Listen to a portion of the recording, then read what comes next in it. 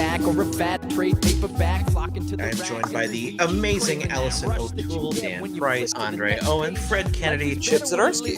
Chip, thanks for coming.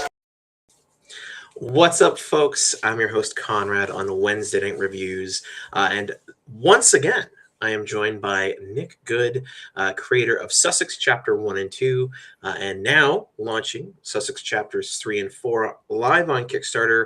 It actually goes live quite soon, if I'm not mistaken. Yeah. Hello. It goes live on Thursday. So yeah, Beauty. Less than 48 hours. Crazy. Yes. And actually, Nick, we have sort of an odd situation here. So my show, as the good folks have seen, is Wednesday Night Reviews. Of course, we're on Tuesday. Here in Canada, it is 6:30 p.m. Eastern Standard Time, 6:32. And over on your neck of the woods, you're sitting at, what, 11:32 p.m.? Yep. Bang on. Beautiful. And Nick, where is local for you? London. Yeah. London, England. Beautiful. So by the time this interview is over, it will in fact be Wednesday. Yes. Awesome. Technicality, yeah. I think that's pretty cool.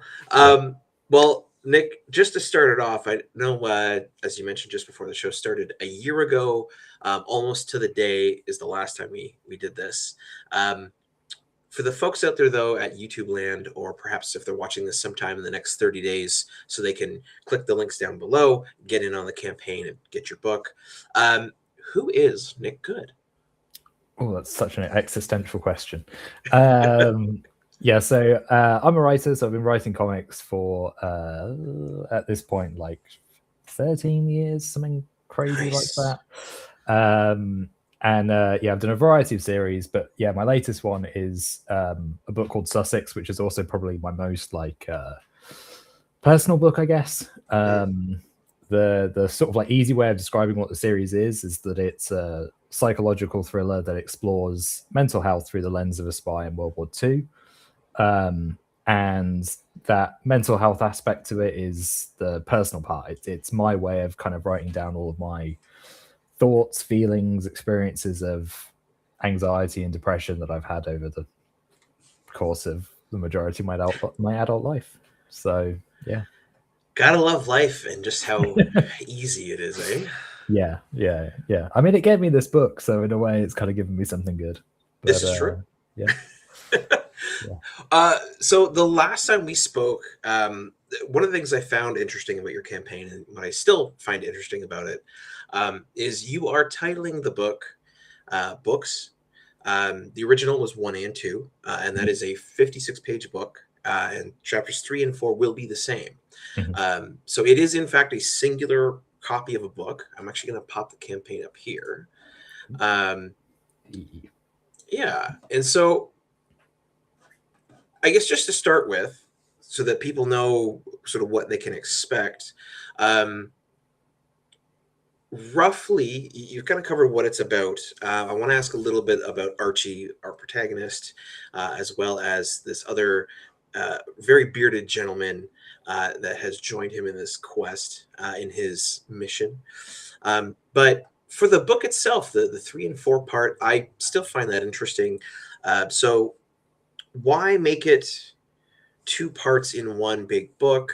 Why not just call it part 1, part 2, or some other breakdown? What was the idea behind it? Yeah, so I think it's always the book's always kind of been in chapters in my head. Like I've always kind of imagined it as like less kind of like your single issues, and less kind of split into 2 halves. Like I wouldn't say that there's kind of like 2 halves to the book. It's kind of very much like they are these chapters, but the 2 chapters also sort of like that they link together in a way. Like the first 2 are very much about setting the scene with Archie, who's our lead character, and the first chapter is all about like his home life. It's what life is like before he enters the war, and he's been working for the SOE,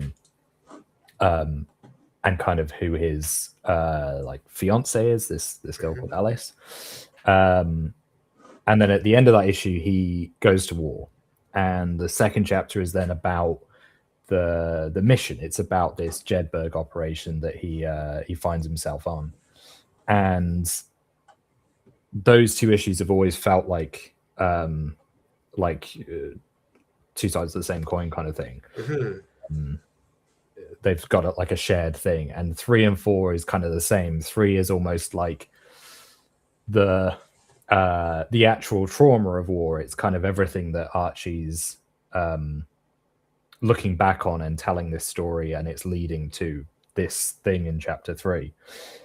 And chapter 4 is them, you kind of see the fallout. It's the picking up of the pieces. It's the kind of trying to put yourself back together after something. So again, it kind of is that same thing, that it's like the two issues just pair each other quite well.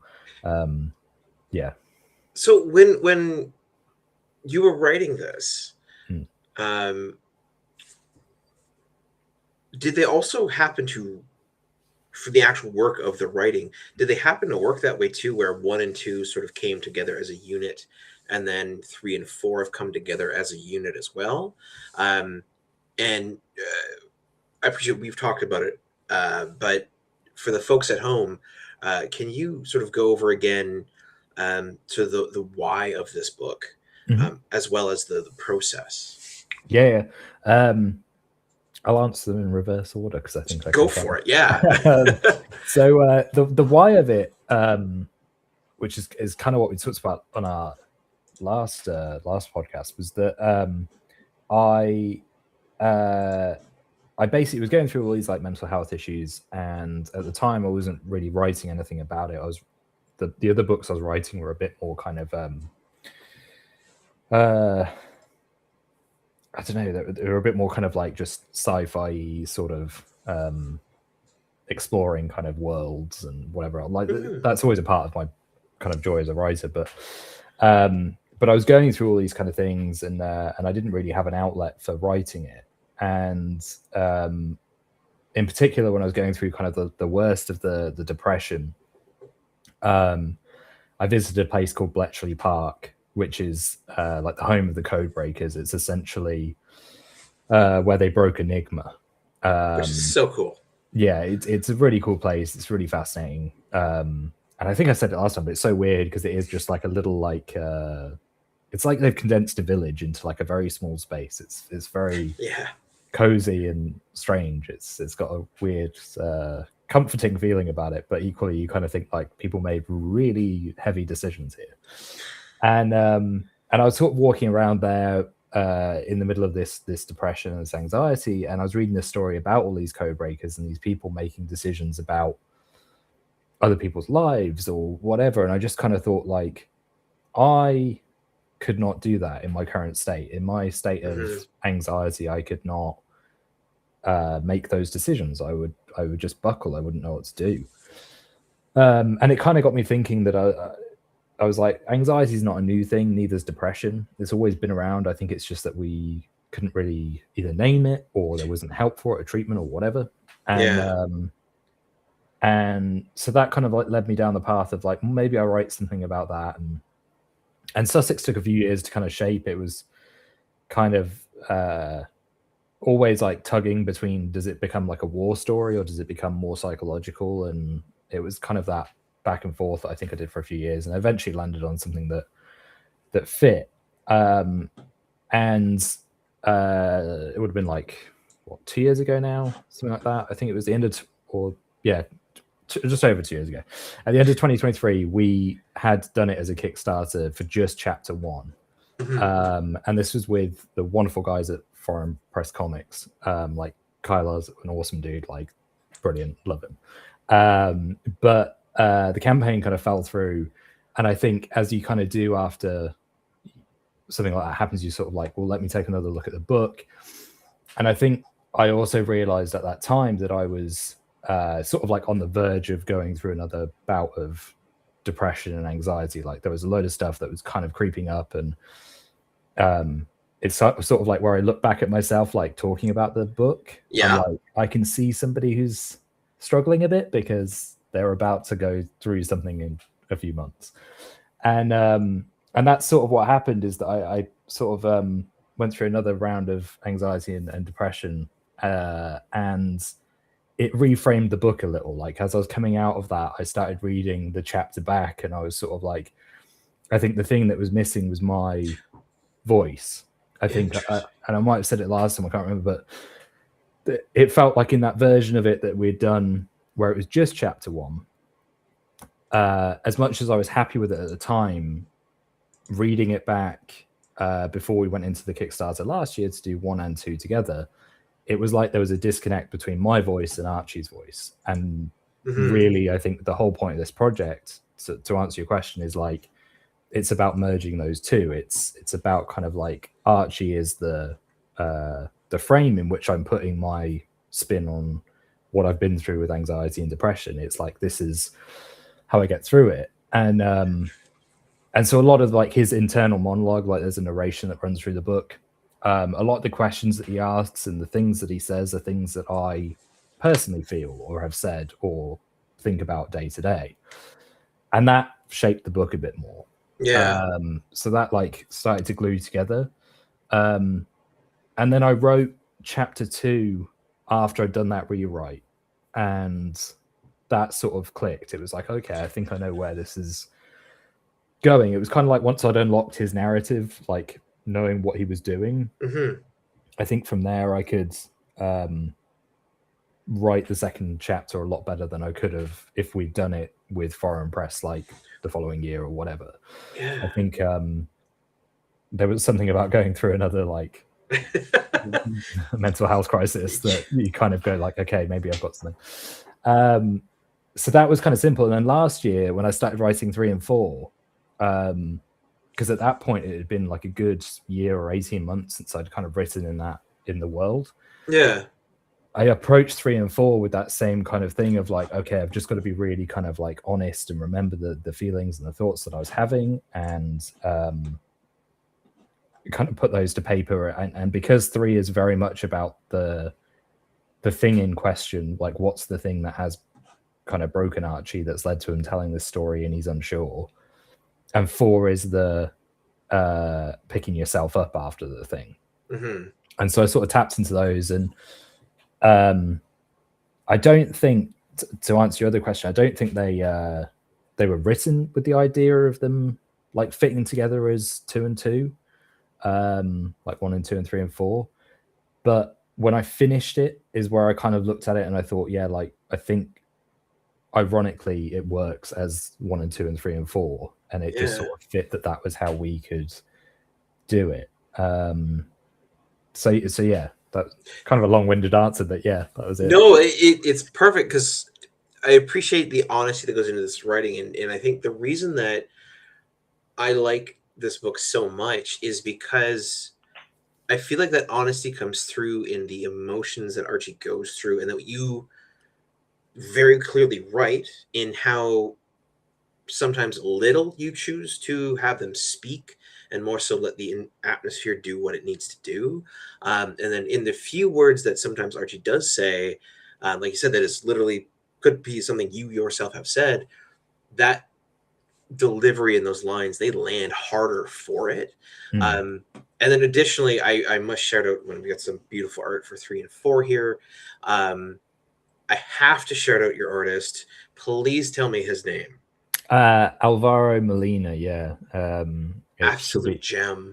Yeah, it should be in the campaign somewhere, but yeah, he's on Instagram, and that was actually how I found him. I was like browsing Instagram one day, and I came across like one of his posts in my feed. This is before Instagram completely changed their algorithms. And so I found him on there, and I just thought, wow, like this guy is incredible. And sort of like messaged him and sort of said like, would you be interested in this? And like Sussex has been like his first comic series as well, which blows my mind.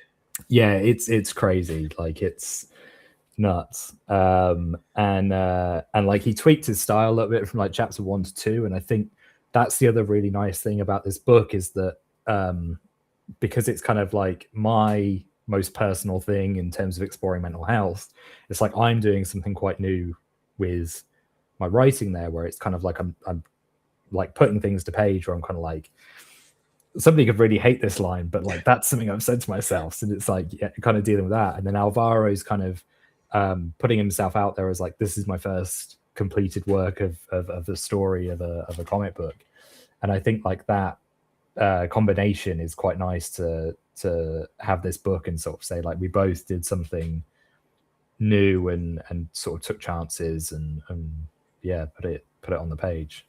Awesome. That makes me so happy. I do want to showcase a couple of shots. One is from the campaign page, which is currently not viewable by the public. So you've sent me the link to like the preview so I could give you feedback, but I don't need to do that. I just want to see this and show it off a little bit. Because one of the panels that really stuck with me from the page that people get to see soon is this panel in particular. It is of Archie. It is him and his partner who you meet at the end of chapter 2. And they are on their way to better things, hopefully. And so one, I have to say, I appreciate it might be a little bit blurry on stream. But the line work on this is super crisp and beautiful. What will catch readers, and it certainly caught me right off the bat, is just the strong color. So this very, I don't want to call it flat because that's not the right word, but there's not a lot of shading in that purple, and it is allowed to just be like neon pinky purple, and it's just, it's there. And then having the dark side of Archie's face be that depressed, haggard, beat up, been through some shit side, and we're contrasting it with that light putting on a face for somebody, which I think no matter what you've been through in life, you've experienced that moment. So that particular panel really caught me. The other thing I wanted to show off, so I'm going to pop that off screen real quick. We're going to replace it with chapters 1 and 2. So there's, and throw it on up. There's the cover.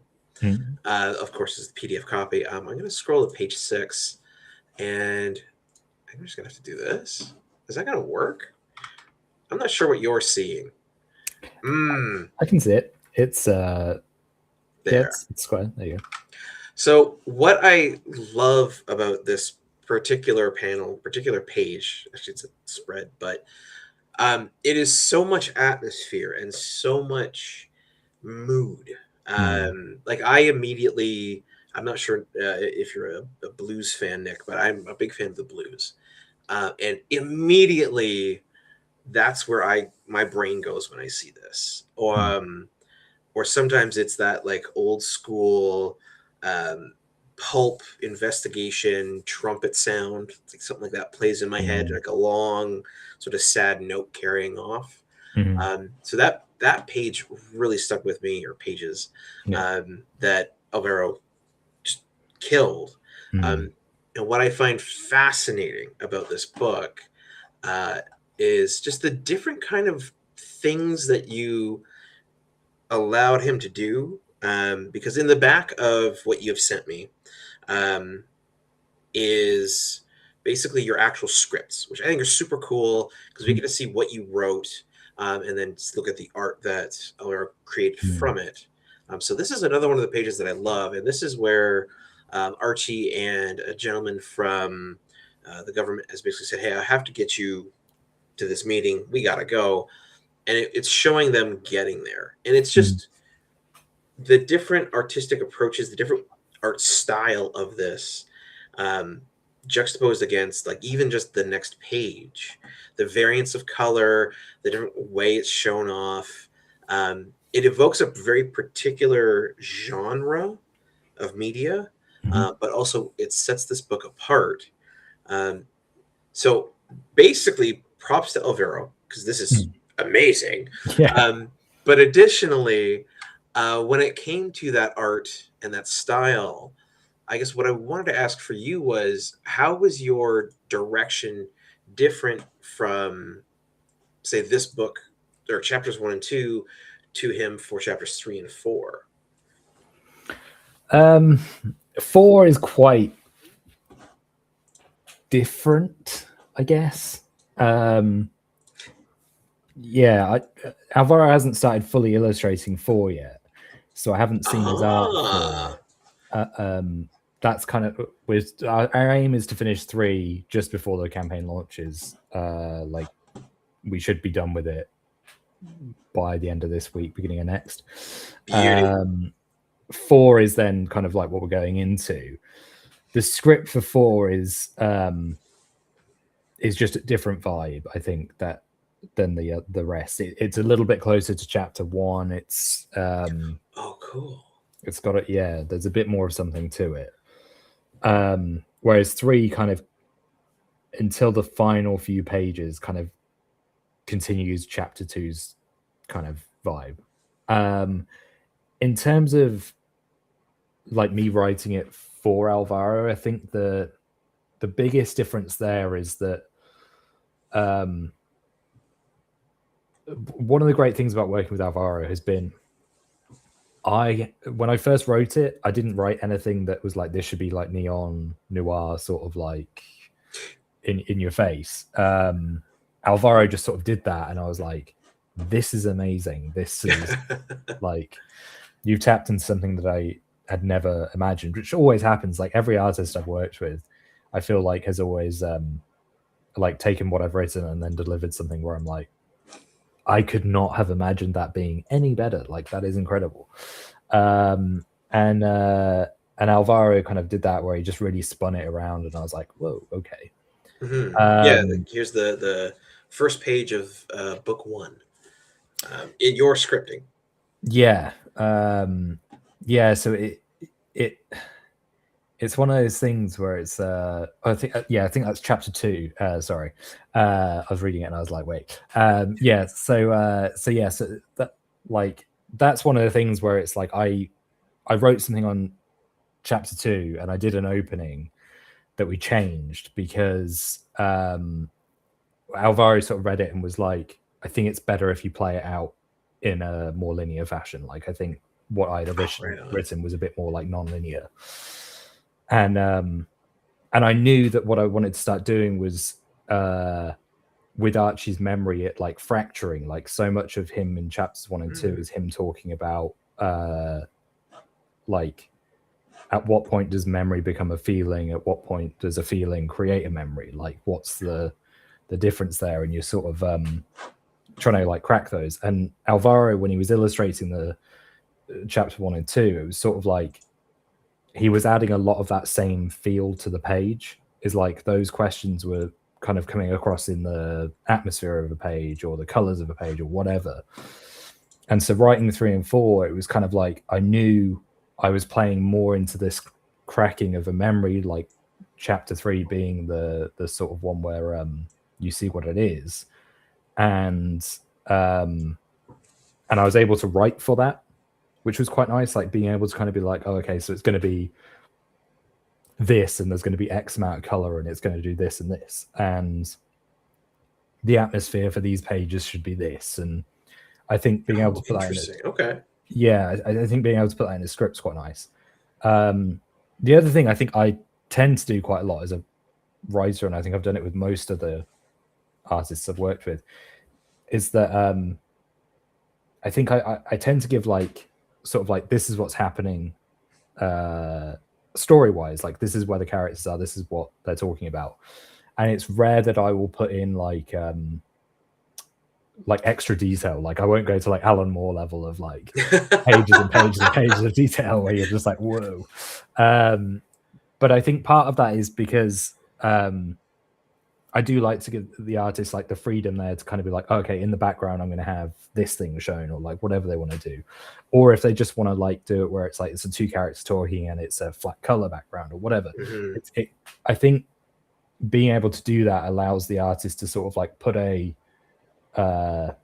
stamp in a way on that panel or on that page or whatever. It's kind of like they can make something pop. Obviously, if they don't want to work that way, I can kind of write for it and I can change things around. But I think all my scripts tend to lean towards that, where it's kind of that like once I know how an artist works and in terms of how they do their panels and what they kind of pick up on and pull out, I think then I can write for those moments. And I think that's what I've done with 3 and 4, is it's kind of been like, okay, if Alvaro really likes like a reference, or if he like something like this, I'll put that in the script, and then it's kind of like he can draw from that and go from there.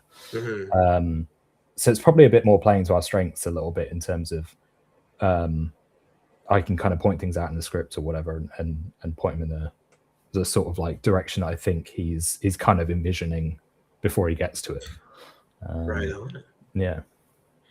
It's fascinating, because one of the things that has always not boggled my mind or anything like that, but I find it a unique challenge of the medium of comics is the, relatively speaking, fast way that a writer can write a comic book to how slow it is for an artist to draw, ink, color, all of that to a finished product is an extremely different amount of time. Compared to, like, in my mind, other fields of art where, one, you're not as often working in conjunction with someone else. And when you are, it's usually like, I might think of, say, glass blowers, where they're working at the exact same time at the same tempo. So what one is doing, the other one echoes, and it finishes together. You are here able to just, you could pump out a script. I mean, you've been doing this for quite some time now, I imagine fairly rapidly if you really wanted to. And yet for someone to sit down and go, okay, cool, page one, and probably take an entire day of turning a blank page into a finished page or more, even over 56 in the case of Sussex here, pages. There's a big break apart there. And I guess what I'm curious about with that time lag for you is, when you're writing these and when you're getting back the pages,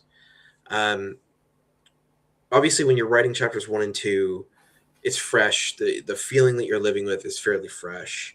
Going through, anxiety, depression, feeling it, being able to get it out. And it sounded like the last time, and I do still hope you found it very cathartic to be able to do so.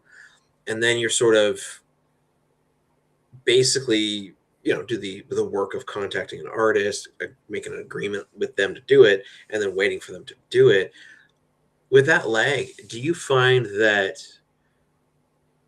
who you are, what you've experienced, and your own, say, betterment impacts the way that you view the script for 1 and 2? Because you mentioned earlier it did a little bit. And then for 3 and 4, how has that been? Yeah, I think last year when we did 1 and 2, that sort of time between finishing 2 and doing the Kickstarter, which is kind of when we were also working on chapter 2, and then I think Alvaro delivered chapter 2 in the summer, and then it was in print, and the Kickstarter was fulfilled by like August or September. It was one of those two. And I think it didn't really change my like when I was like lettering chapter 2, at that point I was 6 months or so removed from having written it, and so I don't think it changed a whole lot in terms of my actual writing. I think the only things that ever change with my lettering is usually like if something won't fit on a page, and then I'm just sort of like, what can I cut out of my nonsense that doesn't ruin this page, kind of thing. So it didn't really change that. 3 and 4, slightly different. Like 3 was quite hard to crack just as a script. I think I was writing that as the Kickstart was on last year. Oh, right on. Okay. And it was always, because I knew that was the one where it was sort of like, this is the thing, and it's got to pay off for like what it is that has caused Archie's anxiety and whatever. And that I found harder to crack because I think I knew what I wanted it to be, and it was just trying to get it right on the page. I think where it's at now is kind of right. And I've seen a lot of I'm waiting on like last couple of pages from Alvaro, but the ones leading up to it, I'm like, oh, this is perfect. Like this is love it. That right tone. For everything like in it very happy with, but I keep like tinkering with just the it's like the final few pages where it's just kind of like I feel like it's the thing that I'm going to keep almost rewriting, just the dialogue. Like the actual stuff that happens is done. I'm very happy with all the panels and what will go to Alvaro, and he can kind of do his kind of work. But the actual like writing part of it is something that I think I gave him chapter 4 like September time last year or something. Oh wow, okay. And I would say like once a month I've probably gone back to it to tweak probably the last like 6 pages, but it's never like the art, it's always just the writing. It's like the actual dialogue and the narration. So that's the stuff that I seem to just tweak, and part of it is because I have more and more thoughts about my own like anxiety and depression, because it's kind of where I wouldn't say it's like I'm through it in the sense that I'm not like you're not cured miraculously. Yeah, it's almost like it's like you're just sort of like learning how to manage it day to day and live with those thoughts and those feelings and how to kind of get through a day. Mm-hmm. And I think what that's doing is that in a way I'm able to kind of like think about it and kind of think like, oh, that's an interesting thought, maybe I'll write that into Sussex, or like that's an interesting thought that might fit. Yeah, I was really curious about that because, like I said, I do hope this is highly cathartic for you, and not that I think the process of writing these books is going to, like I said, cure you of depression and anxiety. Those are basically, well, anxiety comes from, it's just a stress response. It's a survival mechanism. Whether or not it's kicked into overdrive, that's when we get to pathologize. Anyway, I don't think it'll cure them, but yeah, like as you're getting better, as you yourself as a person are figuring out how to manage those things, I can imagine that this work, which is quite deeply personal, yeah, it must be a matter of like, I want to actually, maybe it's this word or this tense, or maybe we should tweak that little phrase there. Yeah. That's fascinating to know, and I'm glad for it, because I'm sure as a writer too, you're mechanically getting a lot out of that too. Yeah, it is quite an interesting process. Like it's also quite interesting, like separating out the art and then the dialogue and narration. Yeah, because in a way it's kind of like I've locked what's happening, and it's then the thing over the top of it that I can keep tweaking just until Alvaro finishes the art. And it's always just because it's kind of I guess in a way it's like I'm wanting to deliver the right feeling that I've been going through. And because I'm still kind of going through it's not like a drastic change. It's not like I'm completely rewriting these 6 to 8 pages or whatever. It's more just, it is that kind of like, oh, that one word or that one phrase, maybe it's better if it's this, maybe it's better if it's this. And that's quite interesting. It kind of like I think it'll be quite weird when it's kind of like I'm actually lettering the page, and it's sort of like I'll see what fits on the page, because I find that that's quite an interesting part of lettering. Like my lettering is not amazing or great or anything, but I think it's quite good. It's fine for like what it is. It sits on the page, but it I think the thing that I find always works for me, like lettering it myself and being able to like edit it myself, is I kind of know when it looks right on the page. Like I sort of get to a point where I'm like, okay, so that's enough balloons, or like that's enough narration. And like talking about those like moments where you sort of said like, the people not saying much, or like there being really quiet moments on a page or whatever, a lot of that comes from me looking at the page and looking at Alvaro's art and kind of going, do you know what, I think like Alvaro's art says it here, like I don't need to self-explain this moment or whatever. And I think that is quite helpful to be able to just sort of trust trust the reader, that I'm kind of like going like, okay, like you guys are going to know what the feel is here. But the other half is then just me being able to kind of go like, okay, I don't need to say that. I can cut that and move on. Yeah. Like there's one. I'm gonna bring up another one. Fairly traumatic page within the context of chapters 1 and 2. But I think again, it's a matter of just the art of this is pinpoint perfect for what I think the feeling is. And just I think oddly my favorite part of this is how is my mouse showing up? It's not. So from the center left side of the page, your the white line there, which would normally be very straight, it's not. And then also it breaks into a curved line, and then the top half of it juts down and cuts in, and it's intersected by, again, these spiraling. And it's very much so like you can see in this page that Archie is spiraling. He's anxious. He's afraid. All of the stuff that is going on around him is terrifying him. And by the end of the final panel, like he's gone through and done a complete loop-de-loop. And I think that sort of speaks to the fact that I think seeing this page, you don't even need to read these words. The fact that you're getting bang, bang, you're knowing that Archie is talking to himself, and just with the emotion of it, it really shows sort of what's going on.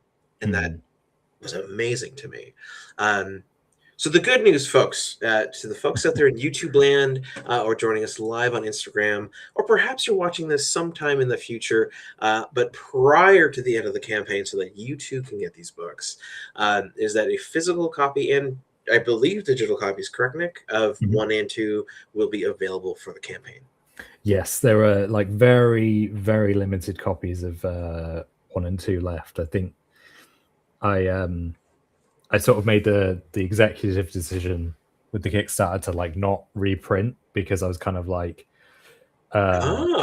what I've done essentially, and I don't know if this is a good idea or not, but we'll find out, is I've kept all my prices like the exact same as last year's Kickstarter campaign, including postage, which is like the thing that seems to have gone crazy in the last year as well. Oh, in England too, eh? Yeah, just see, everywhere's gone mad with it. But yeah, so I basically didn't want to price hike anything, and I didn't want to jump up postage by whatever it's increased by, and I was kind of like, we'll keep all that same, but I'll add like more into the goal line and sort of balance our project out that way.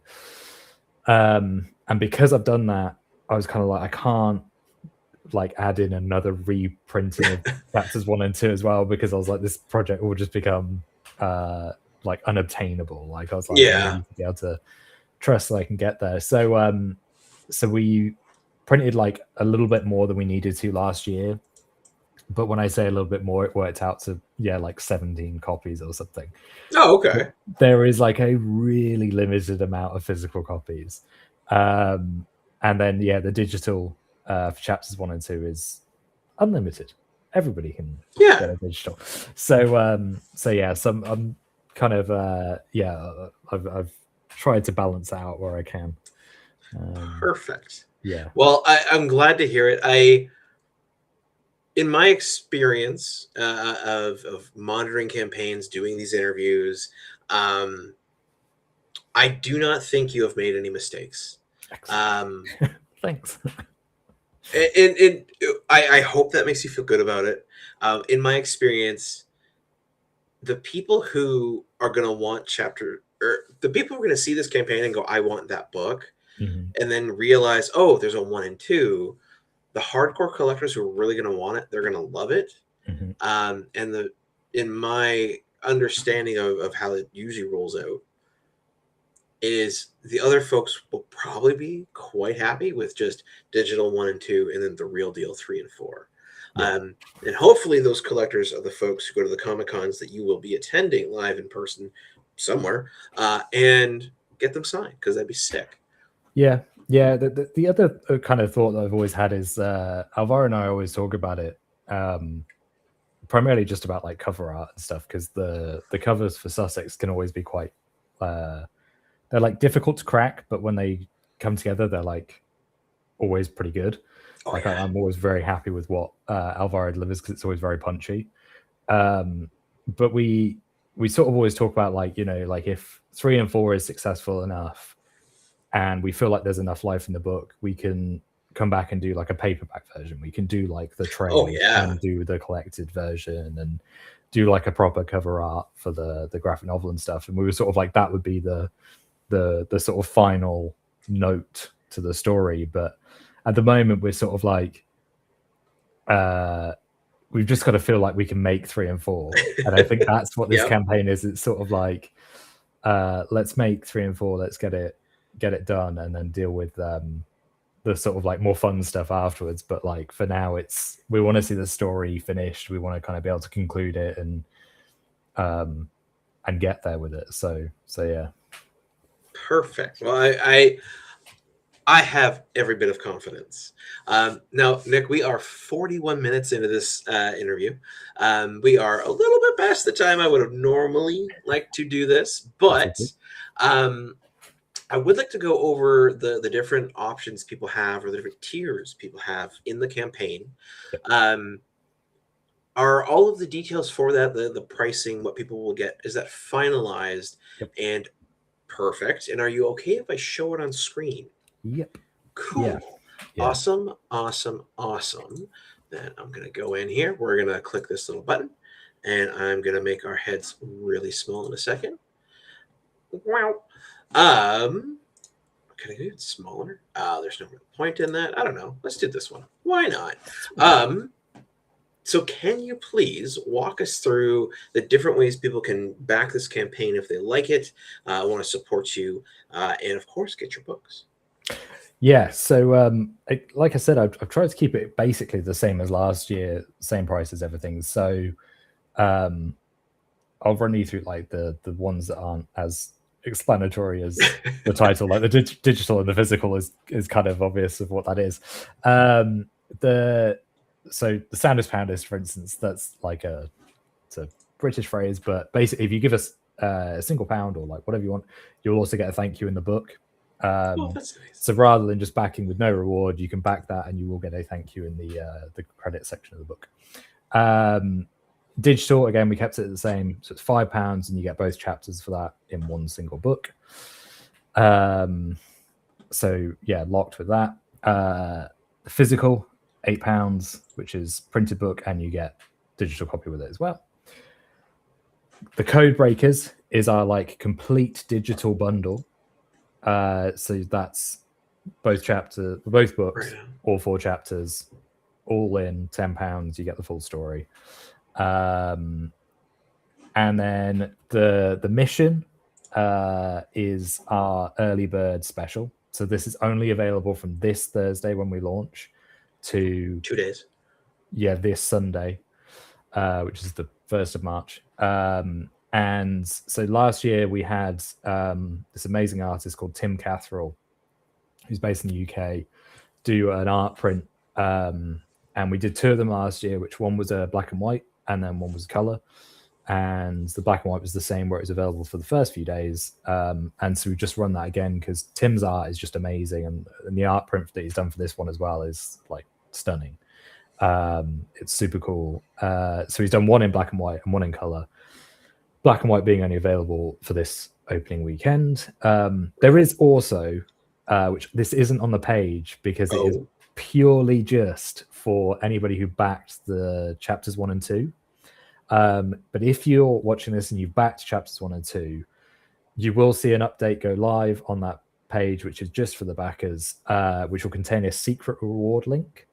Ooh! And it's like a blue hue tone of the art print. So Tim did like a special like blue that's cool.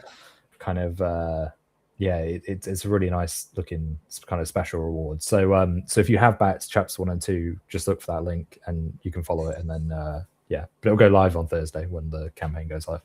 Go Tim. So they're kind of our 2 art prints. There's one black and white, one color. The double, 2 copies of the book if you want it. Oh, beauty. Get it for yourself and for a friend. Exactly. Straightforward. Love it. Art prints, the color one, I believe. Yes. So that's the color print. That'll be available the whole campaign as well. Right on. So you can get it. And it's the same with the secret reward one as well. Like that's available the whole campaign. It's just you got to click the secret reward. The debrief is, I believe, both books. So that is both physical copies and you get both digitals. So that's £15. And as I said, it is limited. So there's like 8 there. And then the rest are all done as add-ons. In case you're backing other tiers, I've sort of split the inventory up and was like, how can I sort this out? So yeah, so the debrief, if you're wanting both in physical, that will be your bundle. And yeah, it's £16. Nice. Yeah, so then early bird special, the escapee is both art prints. Again, the open weekend, but you get both of them. Retail incentives really obvious. And then sort of like our 2 kind of bigger tiers, the Bletchley, which is what I offered last time, where it's like, I will give you my writing services. So we had a few people like back it last time, and I've messaged the people who are doing it, and they're all still working on various stages of creative projects. But I am, I'm in the wings. I'm waiting, so I'm happy. That's super cool. I'm really excited for it. Like I was glad that people backed it, and I'm super excited to kind of like help people out. Like yeah, when I did my MA, we did like an editing module, and I really enjoyed it. And this is kind of that, but better. So because it's not the confines of academia. But yeah, so I'm offering that again if anybody wants editing advice. So that's the Bletchley.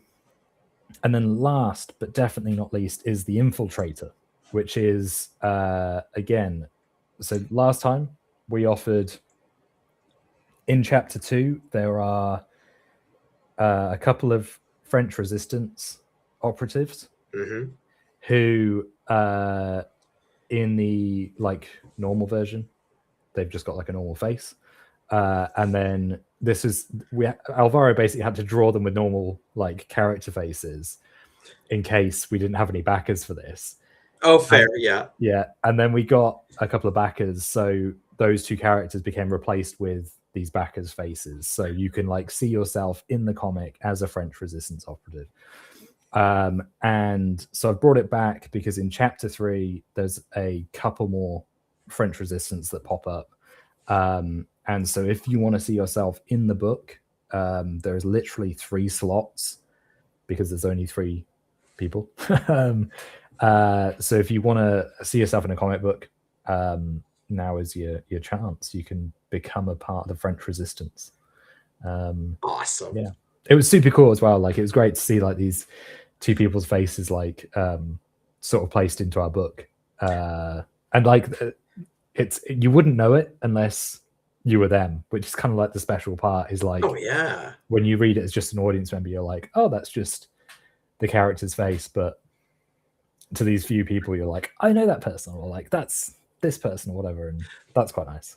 So on that, on the whole being drawn into a book thing, I have a very personal connection to this, because I think is one of the coolest ways possible to like get connected to and be a part of a comic. So I guess a number of years ago now, for the book called Crown and Anchor, which is done by a couple, but they're local indie artists to my area. Again, if you have not read Crown and Anchor, solid book, but I believe it's the 2nd volume. I backed the Kickstarter for that exact kind of thing, and they drew me into it. And I gotta tell you, when you're flipping through a comic book and all of a sudden you're like, hey, wait a minute, that's me. That is one of the coolest feelings. And to get the people who are going to be into this, who are going to be on Kickstarter finding comics, they are absolutely comic book nerds. And for you to be out there to be able to go, and there I am, is like one of the coolest feelings. So folks out there, please, there's only 3 slots. Get the Infiltrator. Get in this book. It's the coolest thing. It is super cool. And like, even just from our side, like being able to kind of like sort of like reach out to people and sort of be like, we need like these kind of headshots or whatever, and then we place you in, and seeing that kind of like come to fruition is like a really satisfying process. It's super cool. I'm really glad we can offer it again, because the anybody who's read chapters 1 and 2, the 2 French resistance operatives don't make it out alive. Chapters 3 and 4, it's cool. It's nice to be able to offer it again. Awesome. That makes me happy. I am so happy for you, Nick. Thanks.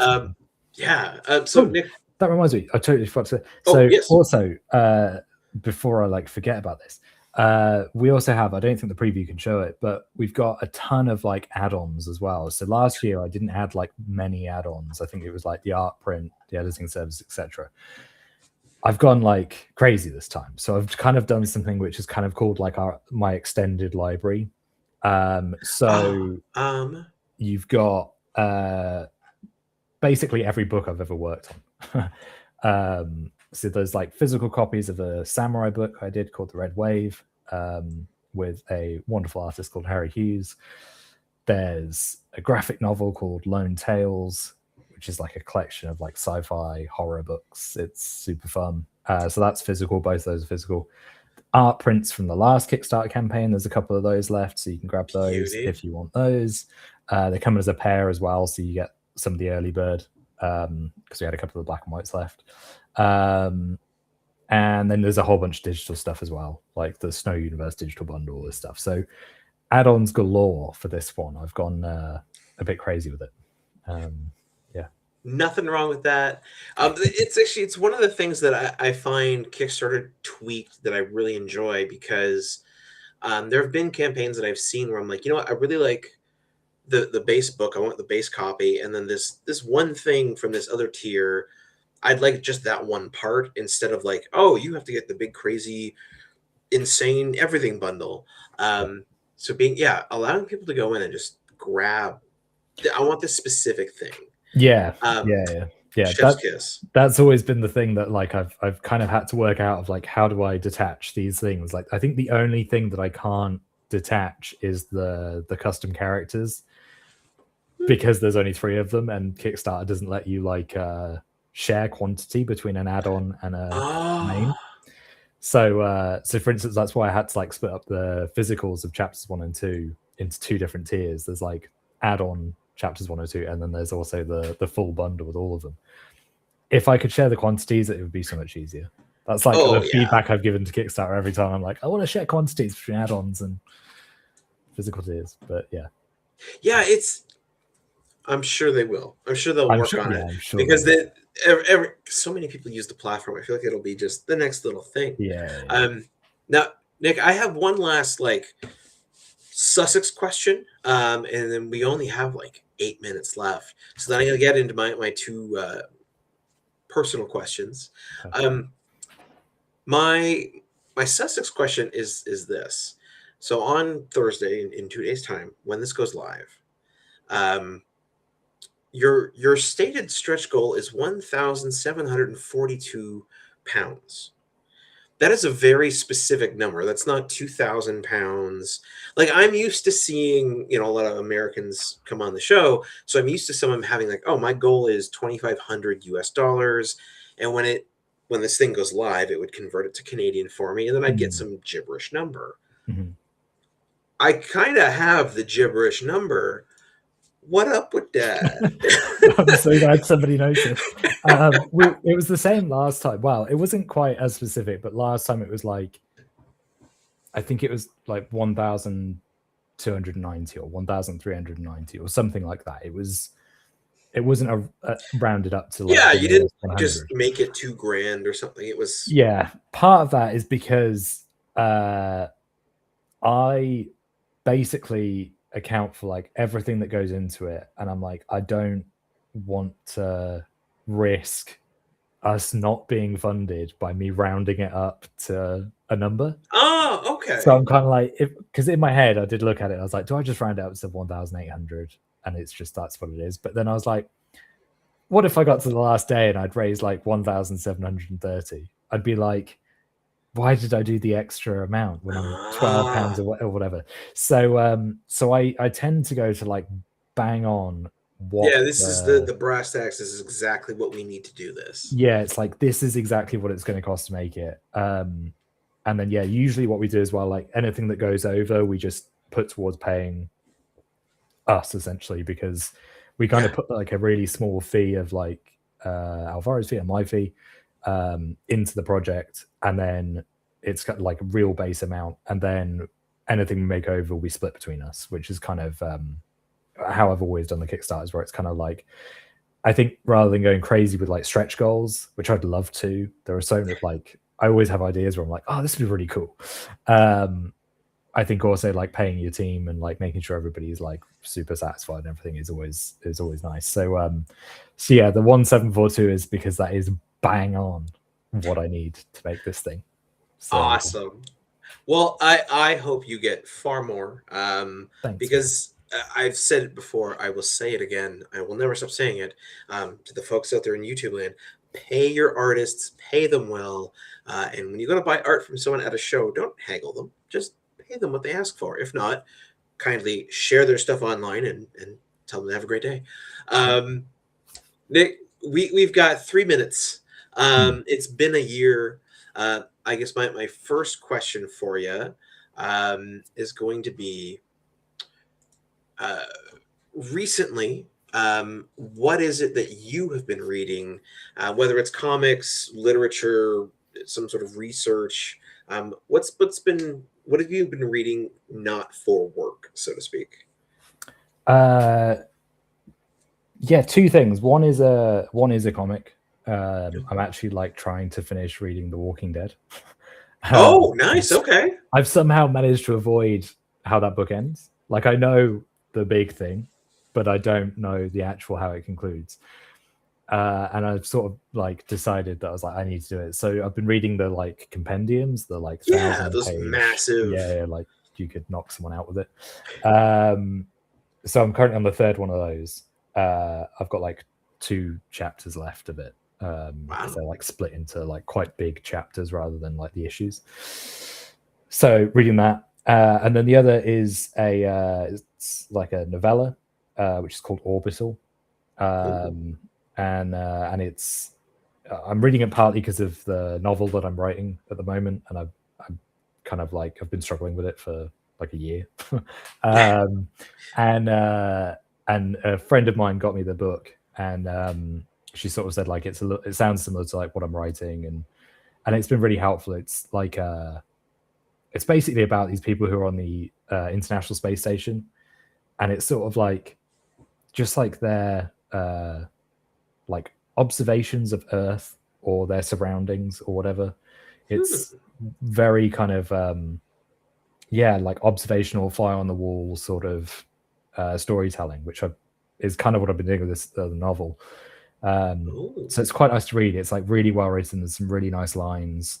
It is that kind of book where you read it and you're like, that's a brilliant line. Like that says everything in such a short space of time. It's really nice, and it's short. It's got to be like, I don't know, 110 pages or something. It's super short. It's a proper like novella. Yeah. Awesome. All right. Well, Orbital and the Walking Dead, wildly different lengths of things there. Holy cow. That's fantastic. And then Nick, my last question for you. Obviously, we want everyone to back Sussex chapters 3 and 4. They should click the links down below. And if you're watching this live with us now, thank you kindly. If you're doing it sometime in the future, in the next, how long is it actually, the campaign? 30 days? 30 days, yeah. Runs 30 days, yeah.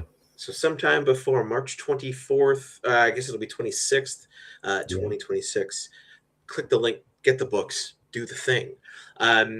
But Nick, if you were going to recommend another campaign to someone, another indie book, what would you recommend? That is a great question. There's actually a couple. If you give me 2 secs, sorry. No, go nuts. I love it. I have like a you can like obviously follow projects. You can follow Sussex right now. I should say that. Yes. But Go yeah, to the Kickstarter page, click notify me on launch. Yeah. Do the thing. So there's a few, but yeah, the sort of two that I'll say two because I'm going to cheat here. Sorry. One is a book called Clover's Disclosure. It's probably nothing, issue 1, which sounds super cool, and I'm here for it. So yeah, check that out. And the other, there's a writer who, weirdly, like, I don't know if he's noticed this or not. I don't like speak to him a whole lot other than outside of like when we both have a campaign on, but we seem to have always had a Kickstarter campaign on at the exact same time. Oh, I don't know if he's kind of aware of it, but I am, which is quite funny. But he's a brilliant writer. There's a guy called Nick Bryan, and he's got a book called The Collected Letters of Courier Z, Volumes 1 and 2. Both of them, as far as I know, are launching on Kickstarter soon. I don't know if they've said the specific dates or anything, but they're both kind of ones that I've got my eye on because I think they look great. And I'm dead excited for them. So let me bear with me because this is really cool cool. art. Yeah, I'm gonna throw this up here.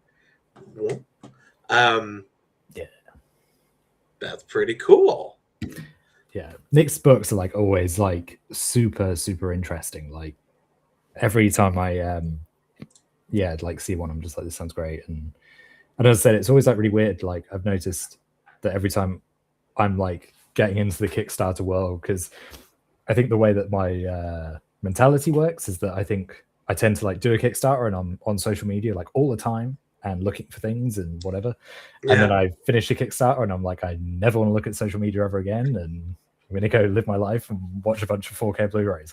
And that's kind of like what my life turns into. But every time I seem to go back into Kickstarter mode, it's like Nick's always got a book, and I'm always like, oh, I'm literally about to launch a book, and so are you, and it's crazy. So it's always nice. I always like including Nick's books in my Kickstarter posts and stuff. Yeah, right on. And yeah, I mean, the art's fabulous. The other one, Clover's Disclosure. Clover's Disclosure, and then it's like a ... It's probably nothing, issue 1. Let's see if I can find this. I can't seem to bring it up.